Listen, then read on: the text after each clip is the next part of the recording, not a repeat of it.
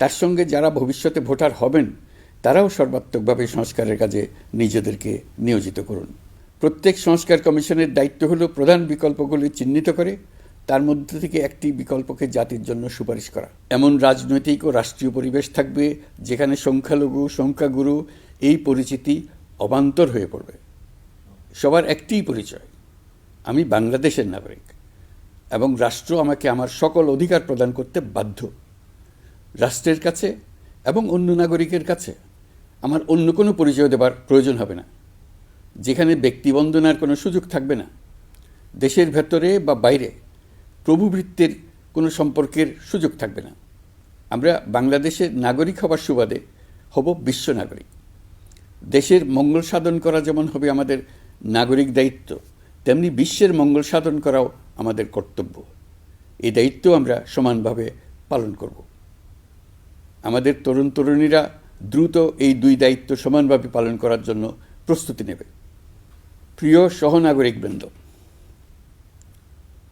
স্বাধীনতার পর অর্ধ শতাব্দী অতিক্রম করে আমরা এক ঐতিহাসিক আত্মত্যাগের বিনিময়ে এক অপূর্ব সুযোগের মুহূর্ত সৃষ্টি করেছি।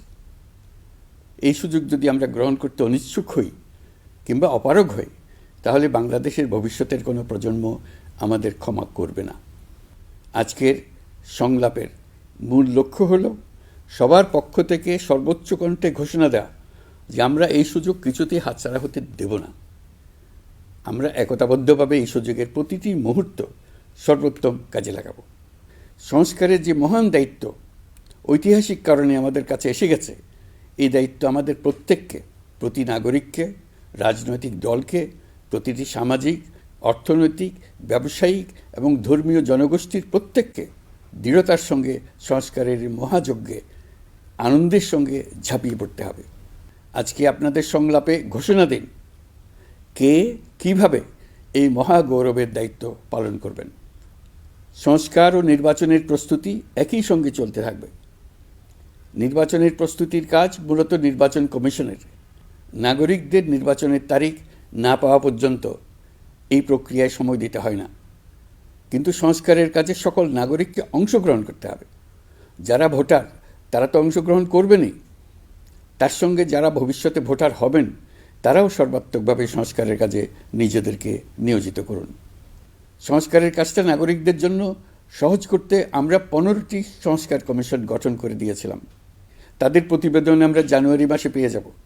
প্রত্যেক সংস্কার কমিশনের দায়িত্ব হলো প্রধান বিকল্পগুলি চিহ্নিত করে তার মধ্যে থেকে একটি বিকল্পকে জাতির জন্য সুপারিশ করা।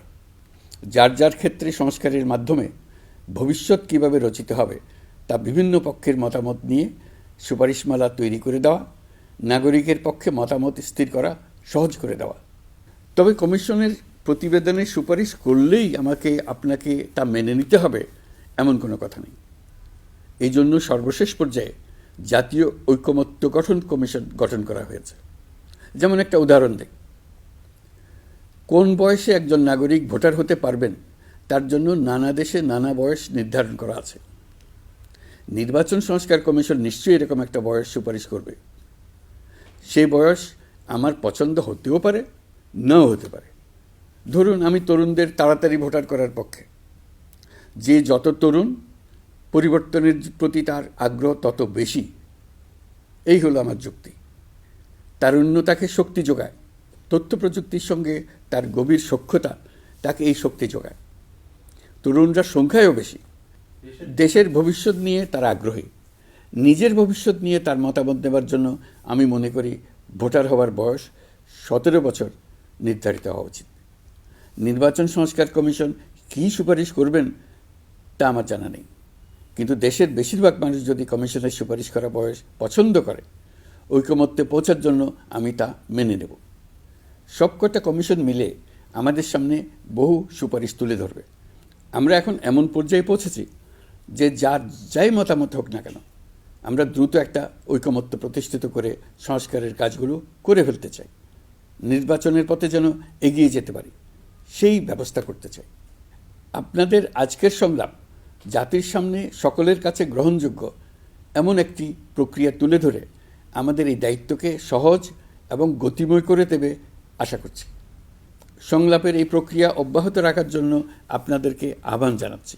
এই উদ্যোগের জন্য ফোরাম ফর বাংলাদেশ স্টাডিজকে অশেষ ধন্যবাদ জানিয়ে আমার বক্তব্য শেষ করছি।